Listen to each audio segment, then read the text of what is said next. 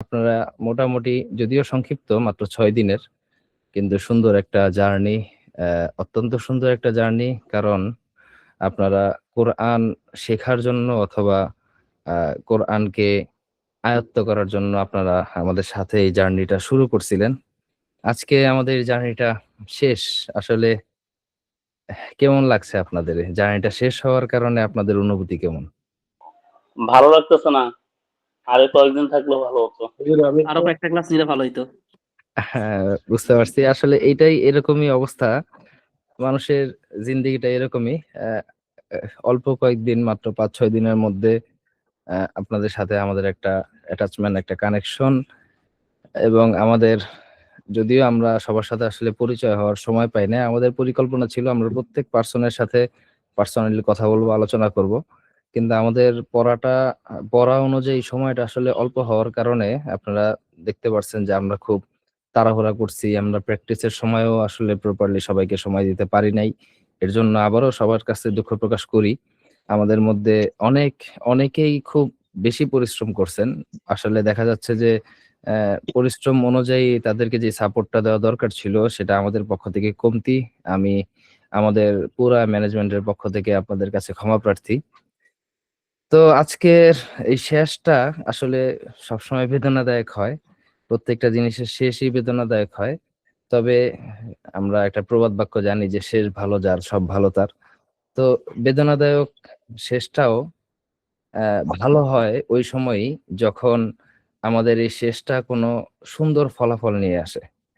তো আপনাদের ৬ দিনের এই জার্নিতে ফলাফল কেমন? আপনারা কি এই ৬ দিনের জার্নিতে আপনাদের ইমপ্রুভমেন্ট এবং আপনাদের যেই পাওয়া, আপনাদের যে শিখা, এতে আপনারা কতটা সন্তুষ্ট? আপনাদের কি এটা যথেষ্ট মনে হয়? নাকি অ্যা আপনাদের এটা একটু কম হয়ে গেল? আপনাদের এক্সপেকটেশন কেমন ছিল? হুজুর আমি একটু বলি আসলে আমি তো পরে জয়েন করছি আমার যে ৩ দিন আরকি। আচ্ছা, আচ্ছা। সেক্ষেত্রে আসলে শুরু না করতেই বা কোনো কিছু বুঝতে পারলাম না। আর শেষ হয়ে গেল বলতেছে। হ্যাঁ, আচ্ছা। হ্যাঁ, ১ম আসলে আমরা ১ম এ বিশেষ করে ১ম ২ দিন, আমরা ১ম দিন তো আমাদের একটু অগোছালোভাবেই যায়। এর পরের ২ দিন আমরা একটু সময় দিতে পারছি। আ ক্লাসগুলো আমাদের ছোট, ছোট ছিল। কিন্তু পরের ক্লাসগুলো আমরা তেমন একটা সময় দিতে পারি নাই। প্র্যাকটিসেও একটু কম সময় গেছে। তবে আপনাদের আসলে এটা honestly একটা কথা আমি জানতে চাই। কারণ আজকের পরে হয়তো দেখা যাবে যে আপনারা আমাদের সাথে প্ল্যাটফর্মে যুক্ত থাকবেন। বিভিন্নভাবে আপনারা আমাদের কার্যক্রম দেখবেন। হয়তো অনেকে আমাদের সাথে ভবিষ্যতেও পথ চলবেন। কিন্তু আমার যেটা জানার বিষয়, যখন আপনি আমাদের কোর্সে জয়েন হলেন, যুক্ত হলেন, দেখলেন যে একটা ফ্রি কোর্স পাওয়া গেল, কোরআন শিক্ষার ফ্রি কোর্স, ঠিক আছে আমি জয়েন হই। তো প্রত্যেকটা মানুষেরই প্রত্যেকটা কাজ করার সময় তার মাথায় একটা এক্সপেকটেশন থাকে যে আচ্ছা এটা হচ্ছে আমি জয়েন হচ্ছি, জয়েন হইলে কি হইতে পারে? সর্বোচ্চ এরকম হবে। তা আপনাদের এক্সপেকটেশন এর জায়গা থেকে এক্সপেকটেশন এবং আপনাদের পাওয়া এই ২ টার মধ্যে যদি আমি কম্পেয়ার করতে বলি তাহলে আপনাদের এক্সপেকটেশনটা কি হাই ছিল নাকি আপনাদের পাওয়াটা হাই ছিল? কি বলবো পাওয়াটাই হাই আলহামদুলিল্লাহ, ছিল। পাওয়াটাই সবচেয়ে বড়। আচ্ছা, এখন আ আমার যেটা মনে হয় যে আমাদের যে কোর্সটা, হ্যাঁ? আমাদের এই কোর্সটা যেহেতু ৬ দিনের, আ যারা ইতিপূর্বে কোরআন পড়েছেন, হ্যাঁ? টুকটাক পড়েছেন, তাদের জন্য এটা মোটামুটি উপকারী, লাভজনক।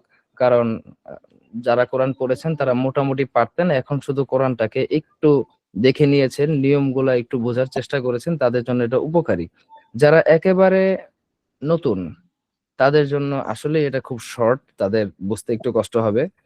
আর চাওয়া পাওয়ার ব্যাপারটা, এক্সপেকটেশন এর ব্যাপারটা হলো অনেকটা এরকম যে প্রত্যেকটা মানুষের চাওয়া পাওয়ার জন্য ওই জিনিসটার একটা জ্ঞান থাকা প্রয়োজন। ধরেন উদাহরণস্বরূপ যে আপনি কোন কিছু চাবেন। আপনাকে যদি বলা হয়, আপনাকে যদি উইশ দেওয়া হয় যে আপনি আগামীকালকে সকালবেলা আপনার যেটা মন চায় এটা আপনি চাইতে পারেন। এখন আপনি যে কোনো কিছু চাবেন, চাওয়ার জন্য তো আপনার সেই চাহিদাটা সম্পর্কে জানতে হবে যে আমি সবচেয়ে ভালো কি চাই? ফর এক্সাম্পল ধরেন আমার সবচেয়ে ভালো একটা মোবাইল দরকার। সবচেয়ে ভালো একটা কম্পিউটার দরকার। তাহলে ভালো মোবাইলের মডেলটা তো আপনাকে জানতে হবে যে ওই মডেলের মোবাইলটা ভালো। তো এর জন্য আমাদের এই কোরআনের কোর্সটা ফ্রি কোর্সটা আসলে যেহেতু শর্ট ভাবে আমরা সাজাইছি, তো যারা কোরআন সম্পর্কে মোটামুটি আইডিয়া আছে, ধারণা আছে, তারা আসলে চাওয়া পাওয়ার বিষয়টাকে খুব সুন্দরভাবে তুলনা করতে পারবেন। আর যাদের কোরআন সম্পর্কে কোনো আইডিয়া নাই, তারা আসলে ওই শুরুতেও যেমন কোরআন বেশি একটা পারতেন না, কোর্সটা শেষ হওয়ার পরেও দেখা যাচ্ছে তেমন একটা বেশি একটা কোরআন পারছেন না। এটা তাদের জন্য একটু কষ্টকরই, হ্যাঁ কষ্টকরই বটে। তবে আসলে আমরা যথাসম্ভব চেষ্টা করছি যে অন্তত ন্যূনতম হরকতের উচ্চারণগুলা, তাসদিদের উচ্চারণগুলা আমরা সেখানে একটু বেশি সময় দিছি, যে মোটামুটি একটা আরবি শব্দ দেখে সে যেন জবর-জের লাগায়া সে একটা মানে একটা রূপ তৈরি করতে পারে। হ্যাঁ, মদগুন্না কোথায় কি হবে এটা যদিও পুরোপুরি একটু সময় লাগবে। মদগুন্ডা মদগুন্নাগুলো মুখস্থ না থাকলে এটাকে ফিট করা যায় না। কিন্তু অন্তত জবর-জেরের উচ্চারণটা এবং সাকিন সাকিন বলতে জজম এবং তাসদিদের উচ্চারণটা এটা মোটামুটি তারা পারবে। তো এই দৃষ্টিকোণ থেকে বলা যায় যে যতটুকু আপনারা আহ, পারলেন, এখনো পড়া শুনলাম, আমিও শুনছিলাম আপনাদের পড়া, যারা পড়া বলছিলেন টুকটাক ভুল হচ্ছিল, এটা স্বাভাবিক। মানুষ আহ, মানে ভুল হয়, এবং আমরা যখন বাচ্চাদেরকে পড়াই, এমনও বাচ্চা আছে যাদেরকে দেখা যায় যে প্রত্যেক লাইনে লাইনে মানে দুইটা তিনটা চারটা ভুল হচ্ছেই। তাদেরকে আমাদের মুখে মুখে রিহার্সেল করাইতে হয়। এমনকি মনে করেন যে অনেক বাচ্চাদেরকে আমরা মুখে মুখে এই কোরআনের 10টা সূরা মুখস্থ করাই, আয়াতুল কুরসি মুখস্থ করাই। এবং আমাদের আমাদের কার্যক্রম শুধু কোর্সের মধ্যে যে সীমাবদ্ধ তা না, কোর্সটা হলো আমাদের একটা সাইড কাজ। মানে আমাদের মূল কার্যক্রম এটা একটা, যেহেতু অনলাইন স্কুল, এখানে আমাদের একেবারে অনলাইনে আমাদের কাছে হেফজও পড়ে। আমাদের কাছে মনে করেন যে যারা ইন্টারন্যাশনাল মাদ্রাসাগুলোয় পড়ছে এক সময়, আমাদের স্টুডেন্ট আছে যে সে স্কুলে পড়তো, স্কুলে পড়ার পাশাপাশি সে একটা ইন্টারন্যাশনাল মাদ্রাসায় পড়ছে, যে মাদ্রাসায় আপনারা অনেকেই জানবেন এখন কিছু মাদ্রাসা আছে যেখানে বাংলা, অঙ্ক, ইংরেজি সহ আরবি সহ অ্যাটাচ কারিকুলাম তৈরি করছে। তো সেখানে সে পড়ে তার গার্জিয়ান আমাদের কাছে ফ্রি করছে, আমাদের ইউটিউব থেকে তার গার্জিয়ান কোরআন শিখছে। কোরআন শেখার পরে গার্জিয়ানে ভালো লাগছে, গার্জিয়ান তার ছেলেকে বলছে যে ছেলেকে হুজুর আপনাদের সাথে একটু নেন, আমার ছেলেটার এই প্রবলেম, হিফজ পড়ার সময় এই সমস্যা। তখন আমরা তাকে গাইড করছি। তো একটা পর্যায়ে দেখা গেছে যে কিছুদিন পর, হ্যাঁ অ্যারাউন্ড 5-6 মান্থ পরে সে মাদ্রাসা ছেড়ে দিছে। মাদ্রাসা ছেড়ে দিয়ে ছেলেটা স্কুল কন্টিনিউ করে এবং আমাদের কাছে হিফজ পড়ে। তো এরকম আমাদের অনেক স্টুডেন্ট আছে আমরা যাদেরকে লম্বা সময় দিতে পারি। দেখা যায় যে কায়দা পড়তেছে, কায়দা শিখতেছে, সাথে সাথে পাশাপাশি নামাজের সানা, দুরূদ শরীফ, দোয়া মাসুরা, এগুলা আমরা মুখে মুখে মুখস্থ করাই। আমরা বলি, ধরেন এক শব্দ বললাম, সে এক শব্দ বললো, প্রত্যেকদিন যদি একটা পড়া বারবার পড়া হয়, বারবার পড়া হয়, মনে করেন যে এক মাসে 30 দিনে সে 30 বার, 30 বারের জায়গায় ধরেন প্রত্যেকদিন 2 বার করে বললে 60 বার পড়া হলো। তো স্বাভাবিক নামাজের ছোট ছোট দোয়াগুলা 60 বার পড়লে এক মাসের মধ্যে এমনিই বাচ্চাদের মুখস্থ হয়ে যায়। তা আমাদের কোর্সের কার্যক্রমটার পরিকল্পনা মূলত আসলে ওই সকল মানুষদের জন্য যারা কোরআনটাকে শিখার জন্য আলাদাভাবে কোনো টিচার রাখতে পারে না ঘরে, অথবা দেখা যাচ্ছে বয়স বেশি হয়ে গেছে, এখন কোরআন যে শিখতে মনে চায়, কাউকে প্রকাশ করতে পারে না বা লজ্জা পায় যে আমি কিভাবে শিখবো, মানুষ মনে করবে, বা আমার পরিবার পরিজন আমার বন্ধুরা মনে করবে যে আই হায় এত বড় হয়ে গেছে, সে এখনো কোরআন পড়তে পারে না। তো এই ব্যাপারগুলা যাদের মধ্যে আছে, তাদের সেই মনের কথাটা, সেই মনের ফিলটা আমরা আসলে বোঝার চেষ্টা করছি। কারণ আমি এবং ওস্তাদ মাইনুদ্দিন আমরা ঢাকা শহরে বড় হয়েছি। হ্যাঁ, আমরা এলাকাও বইলা দিই, আমরা বাসাবো এলাকায় বড় হয়েছি। হ্যাঁ, বাসাবো এই অনেকে চিনবেন, খিলগাঁও বাসাবো, পাশাপাশি আমরা শহরে বড় হয়েছি, শহরেই থাকি। তা আমাদের মধ্যে অনেকে বিভিন্ন জেলার আছেন, এটা আমি মানে গেস করতে পারি, ধারণা করতে পারি। তা আমরা শহরে থাকার পরও দেখা গেছে আমাদের ফ্রেন্ড সার্কেলের মধ্যে অনেক বন্ধু বান্ধব এমন আছে যে আসলে সূরা ফাতিহাটাও পড়তে পারে না। কিন্তু সে যে সূরা ফাতিহা পড়তে পারে না এর জন্য সে মসজিদেও যায় না, সে নামাজও পড়ে না। তাকে যদি কোনো সময় আমরা জোর করে নামাজও পড়াই, হ্যাঁ, তো দেখা যাচ্ছে কি যে কোনোদিন বাই চান্স যদি কোনো কথায় কোনো সূরার বিষয় সামনে আসে, সে দূরে দূরে থাকে। আমরা প্রথমে সমস্যাগুলো ধরতে পারিনি। আমরা আমাদের বন্ধু মহলে বিভিন্ন ভাবে দাওয়াতের কাজ করে পরে আমরা দেখলাম কি যে সে সূরা পড়তে পারে না দেখে সে নামাজ পড়ে না। সে তারে বলি যে বাসায় ফজরের নামাজ পড়বা, ঘুম থেকে উঠে একা একা বাস নামাজ পড়ে আবার ঘুমায় যাবা, সমস্যা নাই। সে কেন পড়ে না, অনেকদিন পরে জানা গেল যে সে তো আসলে সূরাই পড়তে পারে না, সে কিভাবে নামাজ পড়বে। তো এই যে এই মানুষগুলা যারা নিজেদেরকে এক্সপোজ করতে একটু লজ্জা পায়। মূলত তাদের জন্য আমাদের এই কোর্সগুলো ডিজাইন করা। হ্যাঁ, এই কোর্সগুলা এটা হলো সিম্পল একটা কোর্স, এটা যেহেতু ফ্রি কোর্স, আপনারা সবাই জানেন যে একটা ফ্রি জিনিসে আসলে একেবারে হাই এক্সপেক্ট করা যায় না। হ্যাঁ, ফ্রি কোর্সে আমরা চেষ্টা করছি মানে যথেষ্ট সাপোর্ট দেওয়ার, কিন্তু আমাদের সাপোর্টটা তাদের জন্যই আসলে ফুলফিল হয়েছে বা ফুলফিল হবে যারা মোটামুটি কোরআন কিছু পড়তে পারতো তাদের জন্য। একেবারে নতুন আইসা আসলে ভাই 6 দিনের মধ্যে যদি কোরআনটা শিখা ফেলা সম্ভব হইতো, তাহলে তো প্রত্যেকের ঘরে ঘরে সবাই কোরআন পড়তে পারতো। তাহলে কোরআন পড়ার জন্য ওই 2-3 হাজার 5,000 টাকা দিয়ে টিচার রাখা লাগতো না। হ্যাঁ, বাচ্চাদেরকে কোরআন পড়ানোর জন্য মানে স্কুলের পাশাপাশি আবার নতুন ভাবে টিচার রেখে গাইড করা লাগতো না। মানে এইটা আসলে ওইরকম কঠিনও না, ওইরকম সহজও না। এটা একটা রিহার্সেলের বিষয়। কোরআনটা যেহেতু আরবি ভাষায় লিখা, আর আরবি সম্পর্কে যেহেতু আমাদের জ্ঞান নাই বললেই চলে। আমরা বাংলা ভাষায় কথা বলি, আমাদের ভাষার মধ্যে আমাদের ইংরেজির প্রচলনটা আছে। তো ইন্টারন্যাশনাল ল্যাঙ্গুয়েজ হওয়ার কারণে আরবির সাথে আমাদের সম্পর্ক নাই বললেই চলে। এইখান থেকেই মূলত আমাদের সমস্যাটা। তো একটা ভাষার মধ্যে বা একটা ভাষার লিখা পড়তে হইলে আমাদের প্র্যাকটিসটা মানে খুবই প্রয়োজন। আর বিশ্বাস যদি না হয় আপনারাই দেখবেন অনেকে কোরআন পড়তে পারতেন। আমাদের এই কোর্সে খুঁজলে পাওয়া যাবে যে হুজুর আমি ১ খতম কোরআন পড়ছি। হ্যাঁ, আমি আগে আমপারা পড়ছি কিন্তু এখন আমি ভুলে গেছি, এখন আমি পড়তে পারি না। এরকম অনেক লোক আছে। আমাদের কাছে এরকম অনেক শিক্ষার্থী বা আমাদের অনেক বড় ভাই, অনেক মুরব্বীরাও আমাদের এই কোর্সেও আছে এবং ইতিপূর্বে আমরা পেয়েছি। এখানে যদি আহ, আমাদের পার্সপেক্টিভ চিন্তা করেন যে আমাদের উদ্দেশ্যটা কি, হ্যাঁ, উদ্দেশ্য মনে করেন যে এখানে আমাদের কোর্সটা পরিচালনা করতে আমাদের ম্যানেজমেন্ট টিমের বিভিন্ন খরচপাতি হয়, এটা ডাজেন্ট ম্যাটার। খরচপাতি মানুষ তো খরচ করেই। হ্যাঁ, আপনারাও আপনাদের পরিবার পরিজন চালান, আমরাও আমাদের পরিবার পরিজন চালাই। খরচটা ডাজেন্ট ম্যাটার। এখানে মূল উদ্দেশ্য হলো যে আমরা আসলে কেন এই দুনিয়াতে বিলং করতেছি, আমরা দুনিয়াতে থাকতেছি, আমরা কেন এই কোরআনটা এই যে কোরআন কেন শিখলাম। এই যে আপনারা যারা কোরআন শিখলেন, আপনাদের যদি প্রশ্ন করা হয় আপনারা কোরআন কেন শিখছেন, মানে আপনারা কি বলবেন যে আমরা দুনিয়ার মধ্যে কোরআন দিয়া যেন আমরা কোরআন পইরা যেন আমরা টাকা পয়সা কামাইতে পারি এর জন্য শিখছি, এরকম কিন্তু কেউ বলবেন না। প্রত্যেকেই কোরআন শিখছেন আখেরাতের জন্য, প্রত্যেকেই কোরআন শিখছেন সওয়াবের জন্য, প্রত্যেকেই কোরআন শিখছেন নামাজ পড়ার জন্য, প্রত্যেকেই কোরআন শিখছেন যে যখন আমি একটু দোয়া দুরূদ পড়বো তখন যেন সুন্দরভাবে সহিভাবে দোয়া পড়তে পারে, আমার দোয়াটা যেন শুদ্ধ হয়। আমি নামাজ পড়বো, আমার নামাজের সূরাগুলো যেন শুদ্ধ হয়। আমি সময় নষ্ট করে নামাজ পড়বো, নামাজটা যদি আমার কবুলই না হয় তাহলে আমার এই সময়টা কেন নষ্ট হইলো, এই সময়টা নষ্ট হওয়ার পিছনে আমার ফায়দা কি। এখানে আমি আসলে আপনাদেরকে আমি কোরআনের, দেখেন আল্লাহ তাআলা আমাদেরকে সবকিছু বলে দিছেন। হ্যাঁ, কোরআনটাকে যে জীবন বিধান বলা হয়, অথবা মনে করেন যে এই যে মানুষ, আল্লাহ তাআলা আমাদেরকে সৃষ্টি করছেন। আল্লাহ তাআলা আমাদেরকে সৃষ্টি করছেন, আমরা সবাই জানি যে মানুষ আশরাফুল মাখলুকাত। মানুষ হলো সৃষ্টির সবচেয়ে সেরা জীব। এখন মানুষ সৃষ্টির সবচেয়ে সেরা জীব কেন? ওয়াই? এটা এটা কেউ জানেন? এটা কি আপনাদেরকে কেউ প্রশ্ন করছে? বা আপনারা কাউকে প্রশ্ন করছেন? যে আল্লাহ তাআলা আমাদেরকে সৃষ্টির সেরা জীব হিসেবে তৈরি করছেন, অথচ আল্লাহ তাআলা তো আমাদের জন্য অনেক রেস্ট্রিকশন রাখছেন। এটা করতে পারবা, এটা করতে পারবা না, এটা করলে জান্নাতে যাবা, এটা করলে জাহান্নামে যাবা। তাহলে আমরা যদি সৃষ্টির সেরা জীব হই তাহলে তো কোনো কিছু না করলেও জান্নাতে যাওয়ার কথা। তাহলে আল্লাহ তাআলা আমাদের জন্য এত রেস্ট্রিকশন কেন রাখলেন? অন্য কোনো প্রাণীর জন্য তো এরকম রেস্ট্রিকশন নাই, তাহলে তারাই তো ভালো আছে।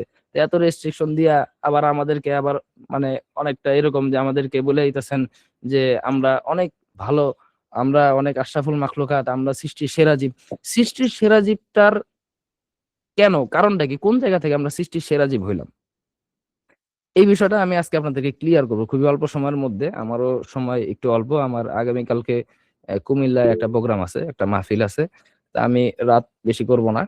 শুধু এই একটা কথাই আমি আপনাদের সাথে শেয়ার করব। আজকের এই শেষ দিনের এই কথাগুলা যেন আমাদের জিন্দেগিতে কাজে লাগে এর জন্যই বলা। আমরা সৃষ্টির সেরা জীব কেন? হ্যাঁ, আমরা আহ আল্লাহ তাআলা আমাদেরকে কেন সৃষ্টি করলেন? আল্লাহ তাআলা পবিত্র কোরআনে কারিমের মধ্যে সূরা বাকারায় যারা মানে হাফিজি কোরআন শরীফ পড়েন ১ নাম্বার পারার ৫ নাম্বার পৃষ্ঠার মধ্যে বলছে, সম্ভবত সূরা বাকারার ৩০ নাম্বার আয়াতে। ওয়া ইয ক্বালা রাব্বুকা লিল মালাইকাতি ইন্নী জাইলুন ফিল আরদি খলিফা। আমি শুধু বাংলাটা বলে যাব সংক্ষিপ্ত হওয়ার জন্য। এটা হলো আমরা সবাই জানি যে আল্লাহ তাআলা মানুষকে সৃষ্টি করার আগে ফেরেশতাদেরকে বলছেন যে আমি একজন খলিফা পাঠাইতে চাই আমার দুনিয়াতে। হ্যাঁ, আসলে খলিফা এর বাংলা কি? খলিফার বাংলা হলো আমরা সবাই জানি, মানে যারা জানি আর কি, যে খলিফার বাংলা হলো প্রতিনিধি। প্রতিনিধি মানে যে ফর এক্সাম্পল মনে করেন যে আপনি একটা বিজনেসম্যান, হ্যাঁ, আপনি ব্যবসা করেন। এখন আপনার ব্যবসা আপনি একা পুরা ব্যবসাটা আপনি হ্যান্ডেল করতে পারেন না। তখন কি করছেন, এখন মনে করেন আপনি দোকানে বসে আছেন, আপনার মাল কিনতে যেতে হবে অন্য জায়গায়, আপনি একজন প্রতিনিধি বানাইলেন, হ্যাঁ, আপনার পক্ষ থেকে সে যা মালটা কিনে নিয়ে আসবে, এই যে সে প্রতিনিধির কাজ করলো। তো এটা হলো প্রতিনিধি। অথবা মনে করেন যে আপনি একটা জায়গায় আছেন, হ্যাঁ, আপনি চাচ্ছেন যে আমার এই কাজটা আমি তো ওখানে যেতে পারতেছি না, অন্য কেউ কইরা দিক, এক বন্ধুকে ফোন দিয়া বলে দিলেন যে বন্ধু তুমি আমার পক্ষ থেকে এই কাজটা কইরা দাও, সে আপনার প্রতিনিধি হয়ে কাজটা কইরা দিল। তো এই প্রতিনিধি বা খলিফা এটা হলো তাদের কাজ। এখন আল্লাহ তাআলা তো আল্লাহ তাআলা হলেন স্রষ্টা, আমাদের সবাইকে সৃষ্টি করছেন।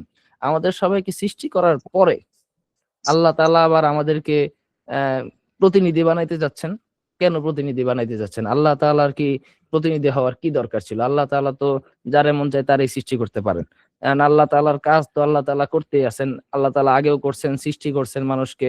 আল্লাহ তাআলা সকল প্রাণীকে, পুরা আসমান জগৎ যা আছে দুনিয়ার সবকিছু আল্লাহ তাআলা সৃষ্টি করছেন। সবাইরে খাওয়াইতেছেন, পড়াইতেছেন, রিজিক দিতেছেন। ঠিক আছে? দেখেন, আমরা নাইলে কামাই করে খাই, হ্যাঁ, পশু পাখি এরা কি কামাই করে খায়? এরা কয়দিন কামাই করে কয়দিন খায়?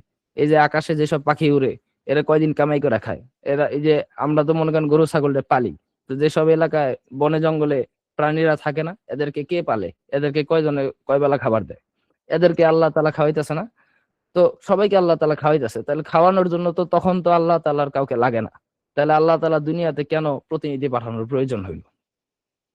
তো আল্লাহ তাআলা দুনিয়াতে প্রতিনিধি কেন পাঠাইছেন? ওই যে ফেরেশতাদেরকে যখন আল্লাহ তাআলা বললেন, ইন্নী জাইলুন ফিল আরদি খলিফা, যে আমি দুনিয়াতে প্রতিনিধি পাঠাইতে চাই। তো তখন ফেরেশতারা বলল যে আল্লাহ আপনি দুনিয়াতে প্রতিনিধি পাঠাবেন কি দরকার? তারা তো দুনিয়াতে যায় মারামারি করবে, হানাহানি করবে। কোরআনের স্পষ্ট আয়াত, আমি বাংলা বলতেছি আরকি। যে তারা দুনিয়াতে মারামারি করবে, হানাহানি করবে। আপনার পবিত্রতা বর্ণনা করা, আপনার প্রশংসা করা, হ্যাঁ, এর জন্য তো আমরাই যথেষ্ট। ফেরেশতারাই তো যথেষ্ট। কারণ আল্লাহ তাআলা ফেরেশতাদের মধ্যে একেকজন একেক জায়গায় কাজ দিয়ে রাখছেন। এই ব্যাপারে আসলে যদি ভবিষ্যতে আপনাদের সাথে কখনো সুযোগ হয়, তাহলে লম্বা আলোচনা করা যাবে। মনে করেন যে আল্লাহর ক্ষমতা কি, এটা যদি কেউ বিশ্বাস না করে, আল্লাহর ক্ষমতা কি, শুধু একটা কথা বলে দেই, এটা মনে রাখবেন। এটা হলো মনে করেন যে, মনে করেন আপনি যদি একটা ফু দেন, আপনারা মোমবাতির আগুন নিবানোর জন্য কি একটা ফু দিছেন, হ্যাঁ, এই ফু দিলেও দেখবেন যে কোনো সময় মোমবাতির আগুনটা নিবে, কোনো সময় নিবে না। ফুটা যদি আস্তে হয় মোমবাতির আগুন নিবে না, আর ফুটা যদি একটু জোরে দেন তাহলে মোমবাতির আগুনটা কি নিববে। তা আপনি একটা ফু দিছেন, আর আল্লাহ তাআলা একটা ফু দেওয়ার জন্য একজন ফেরেশতারে শুধু নিযুক্ত করে রাখছেন, সে খালি একটা ফু দিবে। তার আর কোনো কাজ নাই, তার কাজই সারা জিন্দেগির একটাই কাজ, সে দুইবার ফু দিবে। হ্যাঁ, একবার ফু দিবে, দুনিয়ার সবকিছু ধ্বংস হয়ে যাবে। ২ নাম্বার বার ফু দিবে, আবার সব একবারে ধ্বংস হওয়ার পরে সব আকাশে উঠতে থাকবে, সবকিছু আবার বিলীন হয়ে একবারে সমান হয়ে যাবে। প্রথমবার ফুতে ধ্বংসযজ্ঞ শুরু হবে, আর দ্বিতীয়বার ফুতে সবকিছু ধ্বংসযজ্ঞ বন্ধ হয়ে সবকিছু সমান হয়ে হাসরের মাঠ কায়েম হবে। আল্লাহ তাআলা একজন ফেরেশতা খালি নিযুক্ত করেছেন খালি ফু দেওয়ার জন্য। বুঝেন, আল্লাহ তাআলা নিজে ফু দেন নাই।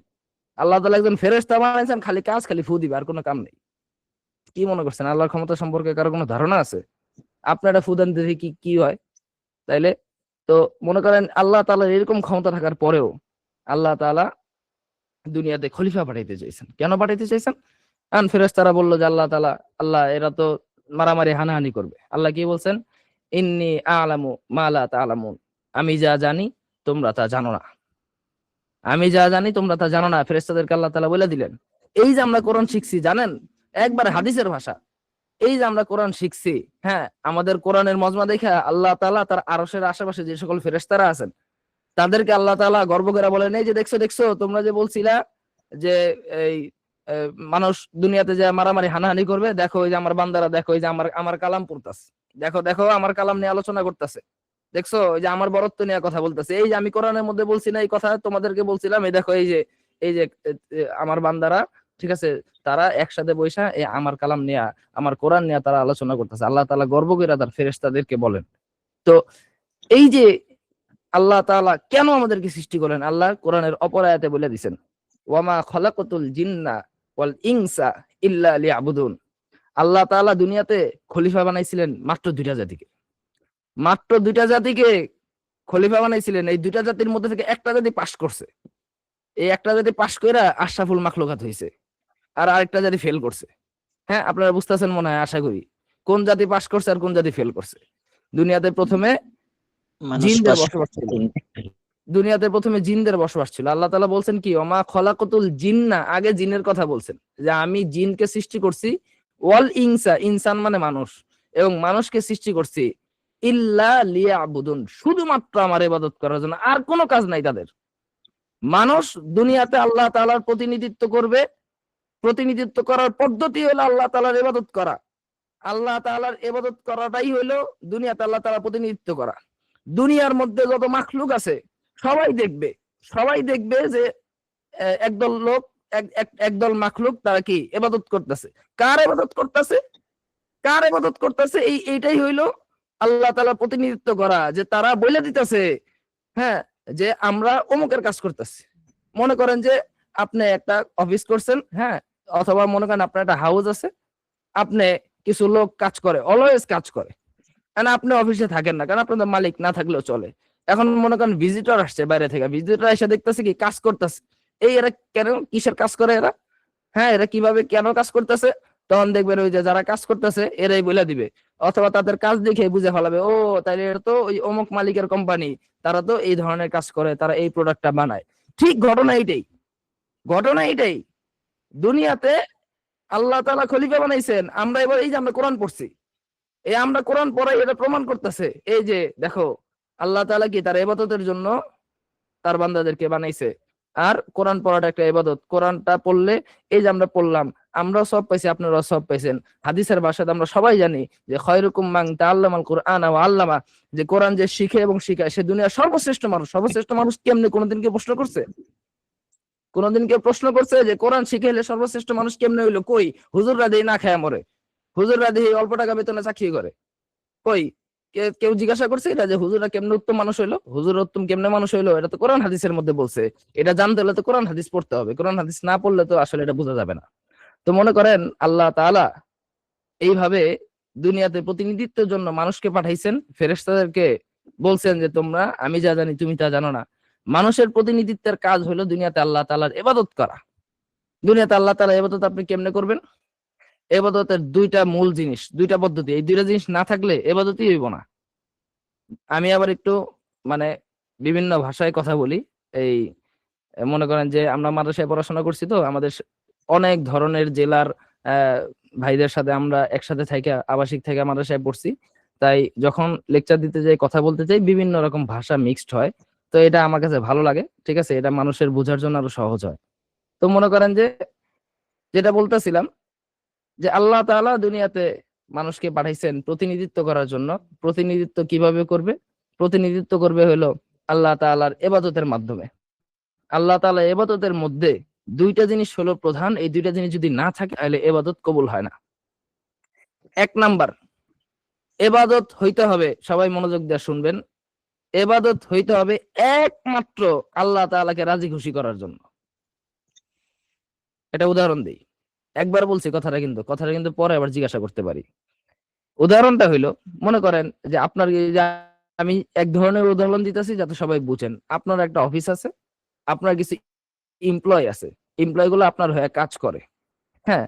এখন এমপ্লয় গুলো যদি আপনাকে খুশি করতে চায়, তাইলে কি করতে হবে? তাদের কাজটা ভালো করে করতে হবে যাতে আপনি খুশি হন। কারণ আপনি মনে করেন এক এমপ্লয় বলে দিচ্ছেন যে এই তোমার কাজ হলো এইটা, তুমি এই কাজ করবা। এখন এমপ্লয় যদি ওই কাজ না করে, সে যদি অন্য কাজ করে, তাহলে আপনি কি কোনোদিন তার উপর রাজি খুশি হবেন? আপনি তো তারা চাকরি থেকে বাদ দিয়ে দিবেন। তাহলে আপনি যদি তারা চাকরি থেকে বাদ দিয়ে দেন, সে আপনার কথা না শোনার কারণে, আল্লাহ তাআলা বলে দিচ্ছেন যে আমি জিন আর মানুষ তৈরি করছি আমার ইবাদত করার জন্য। এখন কেউ যদি ইবাদত না করে, তাহলে আল্লাহ কি তারে কোনোদিন ভালো দেখবে? সে তো সারাক্ষণ বিপদের মধ্যে পড়ে থাকবো, সে সারাক্ষণ ঋণের উপরে থাকবো, সারাক্ষণ সে ধোঁকাবাজির উপরে থাকবো, তার মনে শান্তি নাই, তার কাজে কারবারে শান্তি নাই, তার পরিবারের মধ্যে অসুখ বিসুখ ভরা, সারাক্ষণ বিপদের মধ্যে আছে। আর সে ঠিক আছে খালি দোষ দেয় যে আল্লাহর দোষ দেয় যে আল্লাহ আমার খালি বিপদে রাখে। আরে আল্লাহ তো বিপদে রাখে না, বিপদে তো আসলে প্রত্যেকটা মানুষ নিজের কাজের কারণেই পড়ে। তো এই যে এক নাম্বার কাজ আল্লাহকে রাজি খুশি করা, ইবাদতের প্রথম কাজ। দুই নাম্বার কাজ হইলো ইবাদতটা হইতে হবে সুন্নত অনুযায়ী, আল্লাহর নবীর সুন্নত অনুযায়ী ইবাদত হওয়া। কারণ এই কোরআনটা যেই নবীর উপর অবতীর্ণ হয়েছে সেই নবী আসলে জানেন যে আল্লাহ তাআলার ইবাদতটা কিভাবে করতে হবে। সেই নবী যেইভাবে ইবাদত করছেন ওইভাবে ইবাদত করলেই কবুল হবে, আপনি নিজের মতো বানায়া করলে কবুল হবে না। তো এই কারণে এই দুইটা কাজ, আল্লাহকে রাজি খুশি করা, সুন্নত অনুযায়ী ইবাদত করা, এই দুইটা কাজের মাধ্যমে আপনি যদি ইবাদত করেন তাহলে দুনিয়াতে আল্লাহ তাআলা আপনাকে যেই প্রতিনিধিত্ব করার জন্য পাঠাইছেন সেই আল্লাহ তাআলার প্রতিনিধিত্ব করা হবে। আর যখন আপনি আল্লাহ তাআলার প্রতিনিধিত্ব সুন্দরভাবে করতে পারবেন, আপনার একজন এমপ্লয়ি সে আপনাকে যেমন ভালো কাজের সার্ভিস দিলে আপনি যেমন তার বেতন বাড়ায় দেন, তেমনি আল্লাহ তাআলা বলে দিছেন যে বান্দারা যারা কোরআনের হাফেজ হবে, যারা কোরআন সম্পর্কে শিখবে, যাদের কোরআন মুখস্থ থাকবে, হ্যাঁ, তাদের কোনো সমস্যা নাই। তারা যখন জান্নাতে যাবে কোরআনের একটা করে আয়াত পড়বে, জান্নাতের একটা করে স্তর উপরে উঠবে, একটা করে আয়াত পড়বে আর একটা করে তালা উপরে উঠবে। যে যত বেশি আয়াত পড়তে পারবে সে তত উপরের দিকে জান্নাতে থাকবে, সে তত বেশি নিয়ামত পাবে। এটা আল্লাহ তাআলা বলে দিছেন। দুনিয়ার নিয়মের সাথে এই নিয়ম মনে করেন যে একেবারে ওতপ্রোতভাবে জড়িত, অথচ আমরা দুনিয়াকে প্রাধান্য দিই, কিন্তু আমরা আখেরাতের বেলায় তখন আমরা বিভিন্ন অজুহাতে আখেরাত থেকে সরে যাই। এখন আপনি মনে করেন আল্লাহ তাআলাকে রাজি খুশি করার জন্য আপনি ইবাদত করতে চান। ইবাদত করলে আপনি কি ইবাদত করবেন? ইবাদত করলে নামাজ পড়বেন, রোজা রাখবেন, হ্যাঁ, জিকির আজকার করবেন। এখন আপনি নামাজ পড়ে ইবাদত করতে চান। নামাজ যদি আপনি পড়তে হয় তাহলে আপনার অন্ততপক্ষে ২টা ৩টা সূরা তো মুখস্থ থাকতে হবে। সূরা ফাতিহাটা আপনাকে সহি শুদ্ধভাবে পড়তে জানতে হবে। হ্যাঁ, তারপর আপনি কোরআন পড়ার মাধ্যমে ইবাদত করতে চান। কোরআন পড়লে প্রত্যেক হরফে ১০টা করে নেকি। আপনার কোরআনটা সুন্দরভাবে পড়তে শিখতে হবে। আপনি যদি অন্তত ২টা ৩টা ৫টা একজন মানুষের সর্বনিম্ন ৫টা সূরা মুখস্থ থাকতে হয়। হ্যাঁ, মনে করেন যে ৫টা বা সূরা ফাতিহা বাদে ৪টা। এই ৪টা ৫টা সূরা ছাড়া তো নামাজ হয় না। না, নামাজ সে পড়তে পারবে না। কারণ ৪ রাকাত নামাজে ৪টা সূরা লাগে আর একটা সূরা হলো সূরা ফাতিহা। এই ৫টা সূরা অবশ্যই লাগে।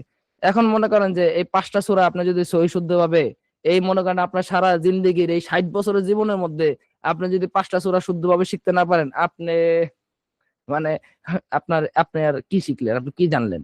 আপনি কিসের প্রতিনিধিত্ব করলেন? বলেন আমারে। এই জবাব আল্লাহর কাছে কেমনে দিবেন? কেমনে দিবেন এই জবাব আল্লাহর কাছে?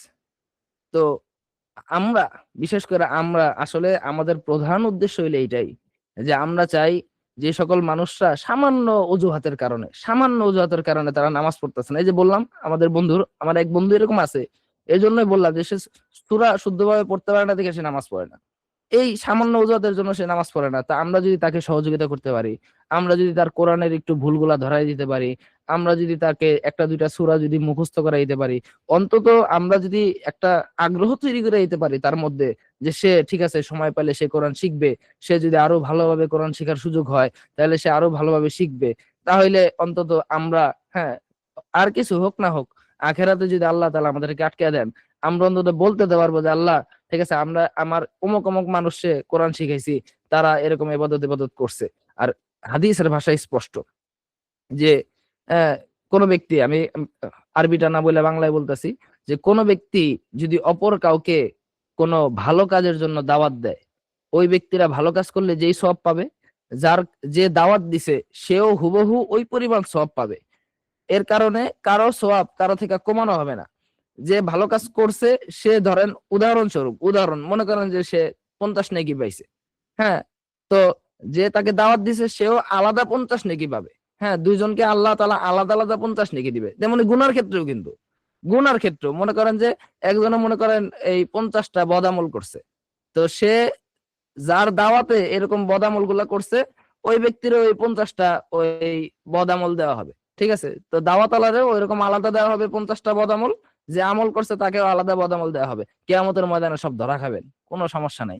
কিয়ামতের ময়দানে এখন এই যে এবার শেষ করতে যাইতেছি কিন্তু কথা একটু লম্বা হইতেছে, এই জাস্ট 2 মিনিট লাস্ট একটা কথা বলে দিব, যে এটা হলো কিয়ামতের ময়দানে যে বললাম না ধরা খাবেন, বা আমরা সবাই ধরা খাবো।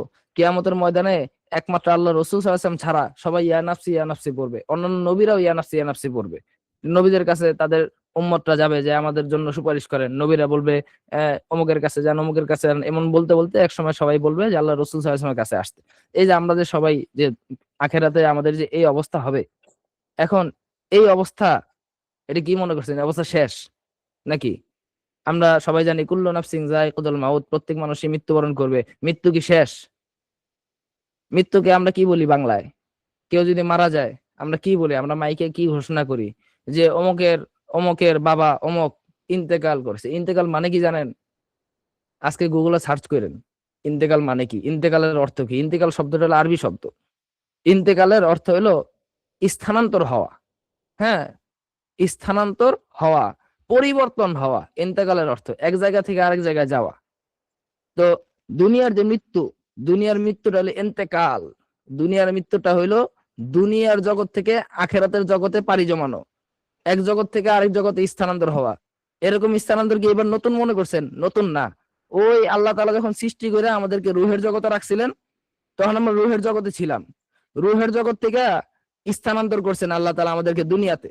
রুহের জগৎ থেকে মায়ের গর্ভের মাধ্যমে আল্লাহ তাআলা আমাদেরকে দুনিয়াতে স্থানান্তর করছেন।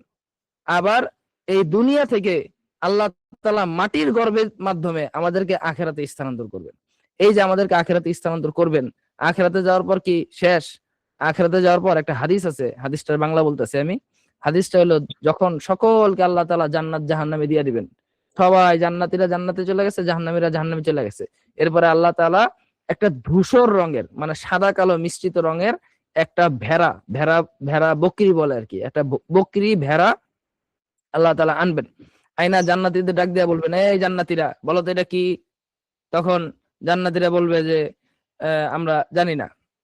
মানে দেখা যাইতেছে একটা ভেড়া, কিন্তু এই ভেড়া তো এটা জানেই সবাই যে এটা ভেড়া, কিন্তু আসলে এটার উদ্দেশ্য কি এটা জানি না। তখন আল্লাহ তাআলা বলবেন যে এর নাম হলো মৃত্যু। এটা হাদিসের স্পষ্ট শব্দ, আপনার বিশ্বাস না হইলে আপনারা নেটে সার্চ করলে পেয়ে যাবেন।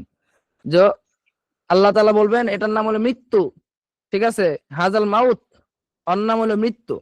আবার জাহান্নামীদের ডাক দেয়া বলবেন, এই বলো তো এটা কি? জাহান্নামীরা বলবে আল্লাহ আমরা জানি না।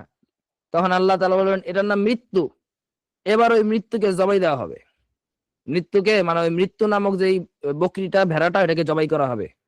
ওটাকে যখন জবাই করা হবে, জবাই করার পরে এরপর আল্লাহ তাআলা বলে দিবেন খালিদিনা ফিহা, মানে চিরদিনের জন্য তোমরা যে যে অবস্থায় আছো ওই অবস্থায় থাকবা।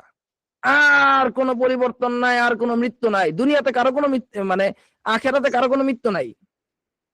তো যারা জান্নাতে আছে খালিদিনা ফিহা, চিরকাল জান্নাতে থাকবা, কোনো শেষ নাই। যারা জাহান্নামে আছে চিরকাল জাহান্নামে থাকবা। এবার শেষ পয়েন্টে কথা বলে শেষ করে দেব ইনশাআল্লাহ। এটা হলো, আমরা আশরাফুল মাখলুকাত কেন কেন এই প্রশ্নটা এটা ছিল না যে আল্লাহ তাআলা আমাদেরকে আশরাফুল মাখলুকাত কেন বানাইলেন? কারণ হইলো আল্লাহ তাআলার সাথে আল্লাহর যে প্রতিনিধি, দুনিয়াতে যারা আল্লাহ তাআলার প্রতিনিধিত্ব করতেছে, এই মানুষ দুনিয়াতে আল্লাহ তাআলার প্রতিনিধিত্ব করার কারণে তারা আশরাফুল মাখলুকাত হইল। এই আল্লাহর সাথে আর তার প্রতিনিধির সাথে একটা জায়গায় মিল আছে। আল্লাহর সাথে আল্লাহর প্রতিনিধির সাথে একটা জায়গায় মিল আছে। এই মিলটা হইল আল্লাহ তাআলার কোনো জন্ম নাই। আল্লাহ তাআলাকে কেউ জন্ম দেয়ও নাই, তিনিও কাউকে জন্ম দেন নাই। আল্লাহ তাআলার কোনো শুরু নাই, তিনি অনন্তকাল ধরেই আছেন। আর এখানে বান্দা, আল্লাহ তাআলা বান্দাকে সৃষ্টি করছেন।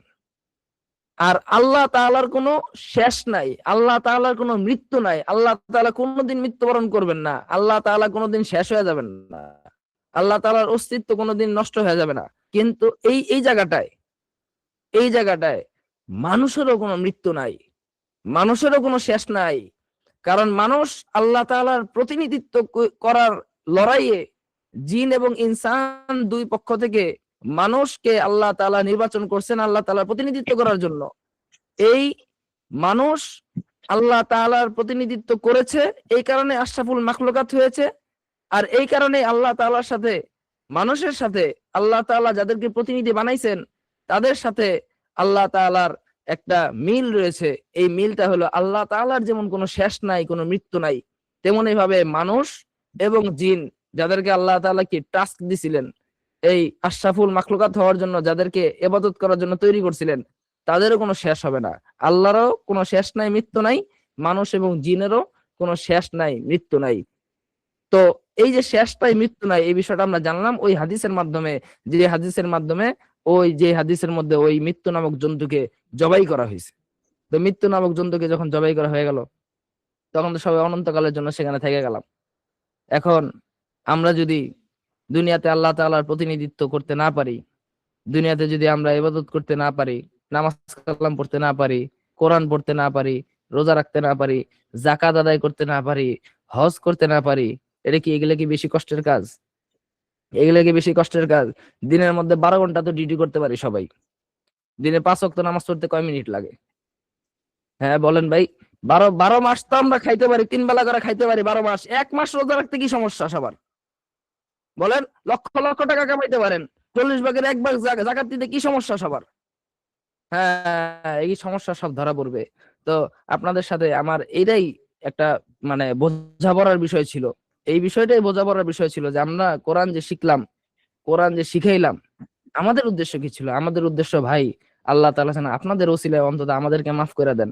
হ্যাঁ, আমরা যেন আল্লাহ তাআলার কাছে একটা ওসিলা দেখাইতে পারি যে আল্লাহ, আমাদের কাছ থেকে এতজন মানুষ কোরআন শিখছে, কিছু হলেও উপকৃত হয়েছে, তাদের একটা দোয়া আছে, তারা যে কোরআন পড়ছে সেই সওয়াব আমরা পাইছি, আমরা তাদেরকে শিখানোর কারণে একটা সওয়াব পাইছি। অন্তত এই সওয়াবের উসিলায় তুমি আমাদেরকে মাফ করে দাও। আমরা তোমার অনেক বড় উদ্দেশ্য নিয়ে, যেই উদ্দেশ্যে তুমি দুনিয়াতে মানুষকে পাঠাইছিলা, সেই উদ্দেশ্যের পিছনে আমি কাজ করছি, সেই উদ্দেশ্যের পিছনে আমরা কাজ করছি। আমরা অন্তত চেষ্টা করছি, আমাদের জায়গা থেকে যতটুকু সম্ভব আমরা চেষ্টা করছি।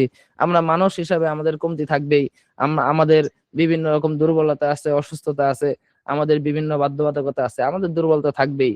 এরপরও আমাদের দুর্বলতা গুলা ক্ষমা করে দিয়া আল্লাহ তুমি আমাদেরকে মুক্তি দিয়া দাও। আমরা যেন অন্তত এই এই এতটুকু আল্লাহ তাআলার কাছে আখিরাতে চাইতে পারি, কিয়ামতের ময়দানে চাইতে পারি। এটাই হলো আমাদের মূল উদ্দেশ্য।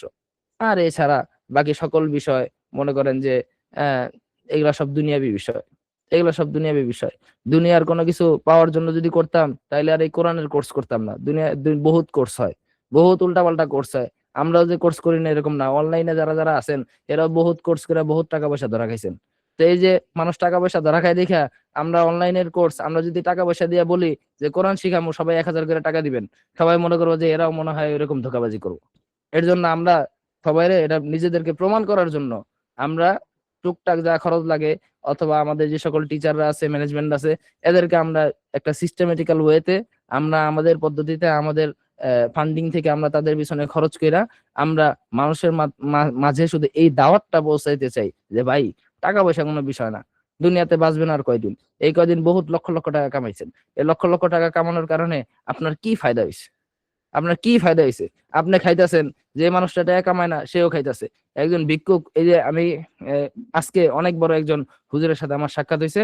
হুজুর এক ঘটনাক্রমে বললেন যে তার মসজিদের সামনে এক ভিক্ষুক, তার হিসাব দিছে যে গত মাসে এই ভিক্ষুক 41,000 টাকা কামাইছে।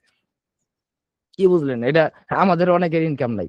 41,000 টাকা কামাইছে এটা ভিক্ষুক। আল্লাহ আপনার থেকে তারে ভালো খাওয়াইতেছে। আল্লাহ তো তারা আপনার ভালো খাইতেছে। অন্তত ভিক্ষুক তো মনে করেন সারাদিনে 100 বার হলে আল্লাহ আল্লাহ করে ডাকে। হ্যাঁ, আল্লাহ আল্লাহ করে জিকির করে। মানুষের কাছে টাকা চাওয়ার লেগে হইলেও আল্লাহ আল্লাহ করে। আমরা কয়বার আল্লাহ বলি দিনের বেলা? সারাদিনে 24 ঘন্টা আমরা কয়বার আল্লাহর নাম নেই? বলেন দেখি আমারে। তো ভাই, এই বিষয়গুলো আমাদের খুবই ফিকিরের বিষয়, চিন্তার বিষয়। তো এই কারণে সবাই দোয়া করবেন আমাদের জন্য, আমাদেরকে বিশেষ করে একেবারে অন্তঃস্থল থেকে আমাদেরকে ক্ষমা করে দিবেন, আমাদের ভুলগুলোকে মাফ করে দিবেন, আমাদের দুর্বলতাগুলোকে ভুলে যাবেন। হ্যাঁ, আমরা যদি সামান্য ভালো কাজ করে থাকি, আমাদের সামান্য ভালো কাজও যদি আপনাদের পছন্দ হয়, আমাদের এই মেহনতের দ্বারা যদি আপনাদের সামান্য উপকার হয়, আপনারা আমাদের জন্য শুধু দোয়া করবেন। আর আপনারা যারা আমাদের সাথে থাকতে চান, এই কোরআনের পথে থাকতে চান, তারা আপনারা আমাদের সাথে সময় দিবেন, আমরা আপনাদের সাথে সময় দিব। আমরা চেষ্টা করব যে আমাদের এই কোরআনের এই দর্সের পরিধি আমরা যেন আরো বড় করতে পারি। এই দাওয়াত যেন আমরা প্রত্যেকটা ঘরে ঘরে পৌঁছাই দিতে পারি। প্রত্যেকটা ঘরের প্রত্যেকটা মানুষ যেন কোরআন তেলাওয়াত করতে পারে, আহ, শুদ্ধভাবে নামাজের যে দোয়াগুলা সেগুলা শুদ্ধভাবে পড়তে পারে, নামাজ পড়তে পারে, ইবাদত করতে পারে।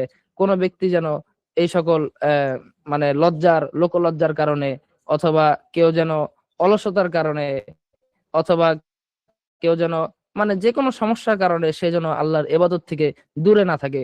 ইবাদত করতে তো অল্প সময় লাগে, রাত্রেবেলা ঘুমানোর আগে মোবাইল টিপতে টিপতে 2-3 ঘন্টা লেগে যায় ঘুম ধরতে। অথচ 2 রাকাত নামাজ পড়তে লাগে মাত্র 5 মিনিট। তা আমরা 2 ঘন্টার কাজ করতে আমরা বিরক্ত হই না, আমরা 5 মিনিটের কাজ করতে অনেক বিরক্ত হই। তো এই কারণে আপনাদের সাথে আসলে এই বিষয়টাই একটু নক করার ইচ্ছা ছিল, যে আমরা আসলে কি চিন্তা করি, আমাদের আসলে কি চিন্তা করা উচিত। তো সময় অনেক হয়ে গেছে, প্রায় 11টা বাজে গেছে। আশা করি আপনারা সবাই ভালো থাকবেন, সুস্থ থাকবেন। আমি আপনাদের কথা শুনবো, এবং আমাদের ওস্তাদ মাইনুদ্দিন, তাকেও আমি আহ্বান করব আমাদের ওস্তাদ মাইনুদ্দিন আপনাদের থেকে বিদায় নিবেন। তিনি অনেক কষ্ট করছেন এবং তিনি আসলে আমাদেরকে লিড দিছেন, এবং দীর্ঘদিন যাবত তিনি ইউটিউবে তার অনেক ফ্রি কোর্স আছে। তিনি এই মেহনতটার পিছনে অনেক মানে খুবই জোরালো ভাবে তিনি ভূমিকা রাখেন, এবং এটাই আসলে তার বলা যায় যে তার স্বপ্ন, তার জীবনের স্বপ্ন। তার অন্য অন্য সকল কাজ যা আছে এই সকল কাজগুলোকে তিনি সাইডে রেখে মাঝে মধ্যে যখন তিনি একটু বেশি ফ্রি থাকেন তখনই আমাদেরকে তিনি নক দেন যে এই আমরা কখন ফ্রি আছি, কখন ফ্রি আছি। যেভাবেই হোক তিনি যদি কোনোভাবে এক সপ্তাহ ম্যানেজ করতে পারেন, কোনোভাবে যদি একটা মাস সময় পান, সেই সময় তিনি একটা কোর্সের একটা সিস্টেম করেন। কোর্স করে তিনি দেখা যায় যে অন্তত 200-400 মানুষকে একত্রিত কইরা তিনি চেষ্টা করেন তাদেরকে কোরআন শেখানোর একটা পদ্ধতি তৈরি করার জন্য। তো তার জন্য দোয়া করবেন, তার প্রচেষ্টাকে আল্লাহ তাআলা যেন আরো উন্নত করে দেয়। হ্যাঁ, আল্লাহ তাআলা যেন আমাদের সকলের জন্য দ্বীনের এবং দুনিয়া এবং আখেরাতের সকল কল্যাণ আল্লাহ তাআলা যেন আমাদের সকলকে দান করেন। আমাদের জিন্দেগীর সকল ভালো কাজগুলা যেন আল্লাহ তাআলা কবুল করে নেন, আর সকল খারাপ কাজগুলা